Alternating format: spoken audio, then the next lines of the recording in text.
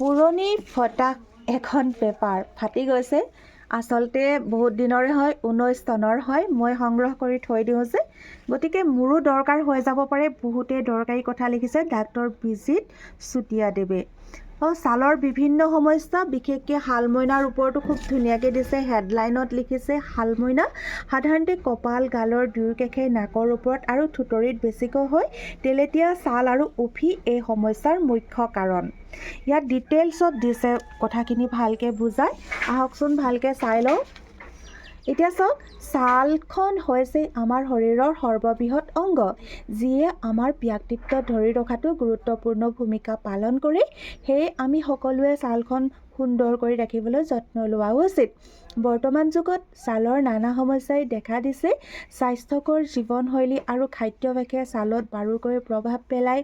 বিশেষকৈ বাৰিষা কালত আমাৰ শৰীৰৰ উষ্ণতা প্ৰকোপিত হোৱাৰ ফলত ছালৰ নানা সমস্যাই দেখা দিয়ে। গতিকে বাৰিষা কাল আহি আছে, দৰকাৰ হৈ যাব ন, অকণমান গুৰুত্বপূৰ্ণকৈ শুনিলে ভাল হ'ব কথাখিনি, হয়নে? এতিয়া চাওক, ছালৰ সমস্যাৰ কাৰণসমূহ। আয়ুৰ্বেদ অনুসৰি বিসংগতিপূৰ্ণ জীৱনশৈলী আৰু অস্বাস্থ্যকৰ খাদ্যাভ্যাসৰ ফলত ছালৰ ৰোগ হয়। সেইসমূহ হৈছে অতিমাত্ৰা ভোজন, ৰুক্ষ, শীতল, নিমখীয়া, জ্বলা আৰু টেঙাজাতীয় আহাৰ সেৱন, আগতে খোৱা খাদ্য হজম নোহোৱাকৈ পুনৰ খাদ্য গ্ৰহণ কৰা, ৰাতি দেৰিকৈ আহাৰ গ্ৰহণ কৰা, অতিমাত্ৰা ৰ'দ বা গৰম ঠাইৰ পৰা আহি লগে লগে ঠাণ্ডা পানীৰে গা ধোৱা, অত্যধিক শাৰীৰিক পৰিশ্ৰম, মানসিক চাপ, অতিমাত্ৰা দৈ, মাছ, গাখীৰ সেৱন কৰা, কোষ্ঠবদ্ধতা বুলি দিছে, যিটো কোষ্ঠকাঠিন্য মানে লেট্ৰিন ক্লিয়াৰ নোহোৱাটোকে কয় হা, অত্যধিক চাহ, কফি, এলকহল সেৱন কৰা, দিনত শোৱা আদি। এতিয়া উপৰোক্ত কাৰণসমূহৰ প্ৰভাৱত আমাৰ শৰীৰত পিত্তদোষ প্ৰকোপিত হয়। পিত্তদোষ মানে এচিডিটি বাঢ়ে, গেছ, এচিডিটি সেইখিনিকে কৈছে দোষ হয় মানে ন, যাক বাত আৰু কফ বুলি কোৱা হয় আয়ুৰ্বেদত। আৰু শৰীৰৰ ধাতুসমূহো দূষিত কৰি ছালত নানা ৰোগৰ সৃষ্টি কৰে। তাৰ ভিতৰত বহুখিনি এনেকুৱা দিছে যিখিনি চাইণ্টিষ্ট নাম, এইখিনি বাৰু বাদ দিছোঁ। কি হয়, খজুৱতি, শালমইনা, যিখিনি আমি অসমীয়াত জানো সেইখিনি কৈ থৈছোঁ ন।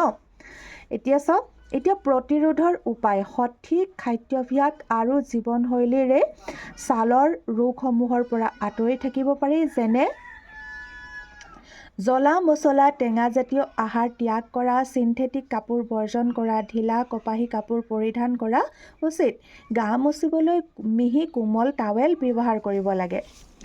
এতিয়া চাওক, ইয়াতে দিছে মেইন হেডলাইনটো আকৌ চাই দিছোঁ। আয়ুৰ্বেদত ৰোগৰ প্ৰকাৰ আৰু ৰোগী অনুযায়ী বিভিন্ন শাস্ত্ৰীয় ঔষধ ব্যৱহাৰ কৰা হয়। যেনে নিম, পঞ্চতিক্তঘৃত, গুমুলু, আৰোগ্যধনী, বটি, গন্ধক, ৰসায়ন, ৰস, মাণিক্য, খদিৰাৰিষ্ট। এইখিনি মোৰে বুজাত অসুবিধা হৈছে, গতিকে মেইন টপিকখিনি চাওঁচোন আহক কি কৈছে তাৰপিছত।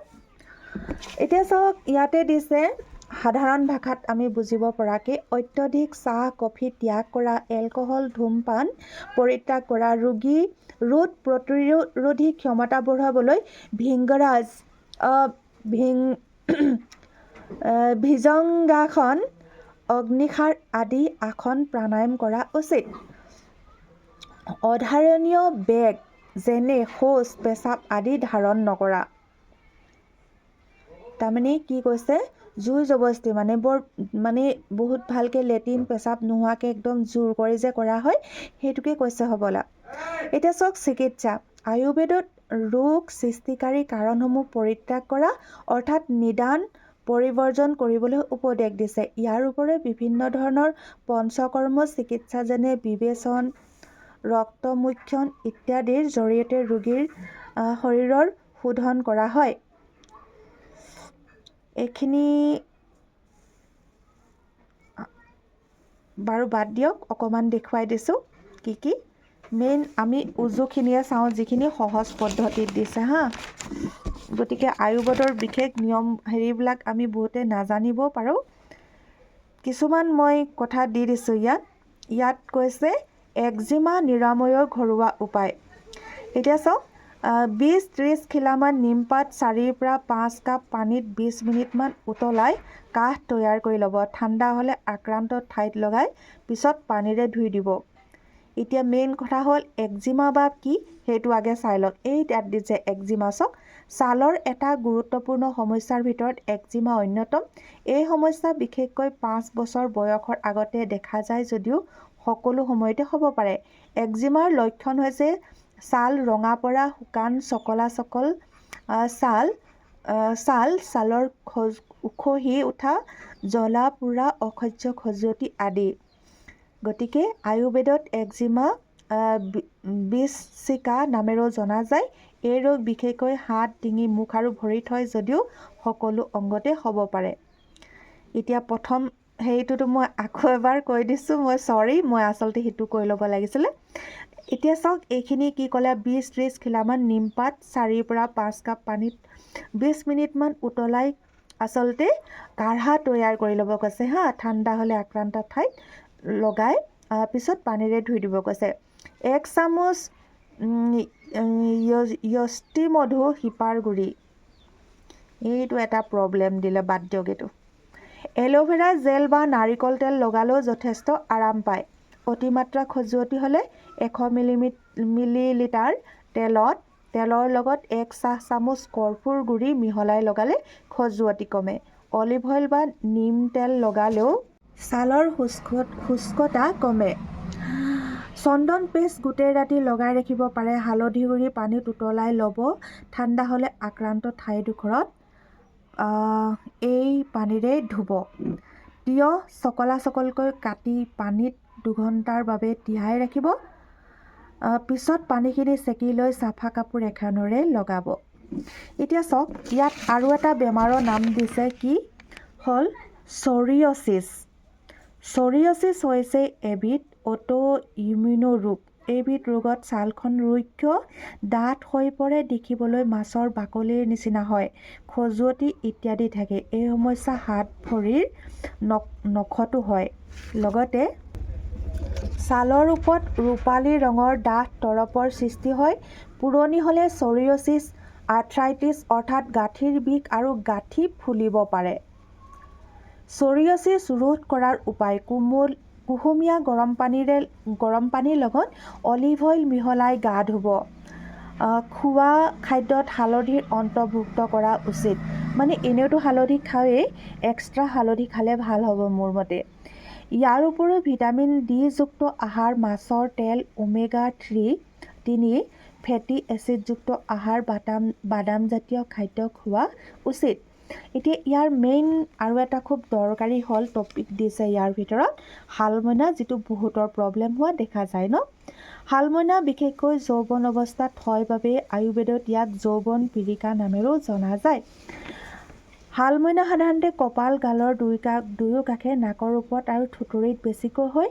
তেলেতীয়া ছাল আৰু উফি এই সমস্যাৰ মুখ্য কাৰণ। শালমইনা নিৰাময়ৰ ঘৰুৱা উপায়: এতিয়া ইয়াত দিছে 2 চামুচ মৌ আৰু 1 চামুচ ডালচেনি মিহলাই পেষ্ট বনাই ল'ব। মুখখন ৰক্ষা কৰি এই পেষ্ট 10-15 মিনিটৰ বাবে লগাই পিছত ধুই দিব। মুখখন ৰক্ষা কৰি মানে চকুকেইটা আচলতে ৰক্ষা কৰি ক'ব লাগিছিল হয়তো, বাকী লগাবলৈ কৈছে তেনেকুৱা হা। মুখত লগালেও এনেকুৱা একো নহ'ব, আৰু য'ত য'ত আচলতে বেছিকৈ হৈছে তাত লগালে বেছি উপকৃত হ'ব। জাইফল পানীৰ লগত মিহলাই পেষ্ট বনাই 10-15 মিনিটৰ বাবে লগাই পিছত পানীৰে ধুব। দিনে 2 বাৰকৈ লগাব। জাইফল আচলতে খাদ্যত যিখিনি মিলোৱা হয় নহয় সুগন্ধিৰ কাৰণে, তাকে কোৱা হয়, আপোনালোকে গেলামাল দোকানতো পাই যাব এইটো। লং পানীৰ লগত মিহলাই পেষ্ট বনাই 10-15 মিনিট লগাই ধুই দিব।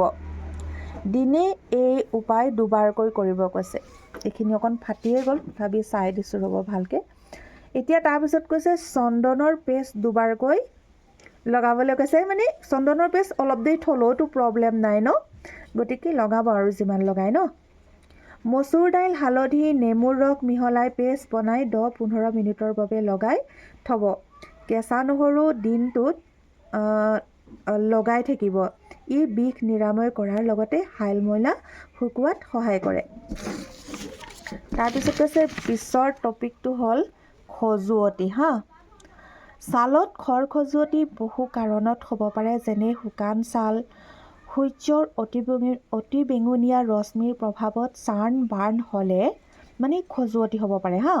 কিছুমান ঔষধৰ পাৰ্শ্বক্ৰিয়া হ'লে, মহ বা অন্যান্য পোক পৰুৱাই কামুৰিলে, ফাংগেল ইনফেকশ্যন, ৰিংৱৰ্ম ইত্যাদি। ৰিংৱৰ্ম এইটো বৰ প্ৰব্লেম, আপোনালোকে জানে ন, গোল গোলকৈ হৈ পেলাই বৰ বেলেগ ধৰণৰ খজুৱতি এটা মানুহৰ খুব বেছি হৈছিলে, মনত পৰিছেনে? তো তামাম সাংঘাতিক এটা বেমাৰ এইটো এটা দেই, ভালকৈ চাওক কিন্তু। খজুৱতি নিৰাময় ৰিংৱৰ্ম মানে খৰ, আচলতে খৰ হয় যে মানুহৰ, বৰ ঝামেলা বেমাৰ কিন্তু। খজুৱতি নিৰাময়ৰ ঘৰুৱা উপায়: নিম তেল বা নিমপাতৰ পেষ্ট লগালে খজুৱতি কমে। পদিনা পাত গুৰি কৰি আক্ৰান্ত ঠাইত লগালে আৰাম পায়। তুলসী পাতৰ ৰস ছালত লগাই ঘঁহিব। এইটো কিন্তু ময়ো চাইছোঁ দেই, ট্ৰাই কৰি বহুত বেছি ভাল হয়। ক'লা তুলসী হ'লে বহুতেই ভাল কিন্তু, কৈ থলোঁ কথাটো। 2 চামুচ ডালচেনি গুৰি কৰি মৌৰ লগত মিহলাই 10-15 মিনিট লগাই ধুই দিব। দিনে 3 বাৰকৈ লগাব। 6 চামুচ নাৰিকল তেলৰ লগত 4 চামুচ নেমুৰ ৰস মিহলাই কুহুমীয়া গৰম কৰি গোটেই ৰাতি লগাই থ'ব। এল'ভেৰা জেল বা নেমুৰ ৰস লগালেও খজুৱতি কমে। গতিকে উপৰোক্ত নিয়মাৱলীসমূহ মানি চলিব, আমি ছালৰ নানা সমস্যাৰ পৰা পৰিত্ৰাণ পাব পাৰোঁ আচলতে ন। গতিকে বহুত ভাল কথা লিখিলে ডাক্তৰ বিজিত চুতীয়াদেৱে। আশা কৰোঁ আপোনালোক উপকৃত হ'ব। ধন্যবাদ।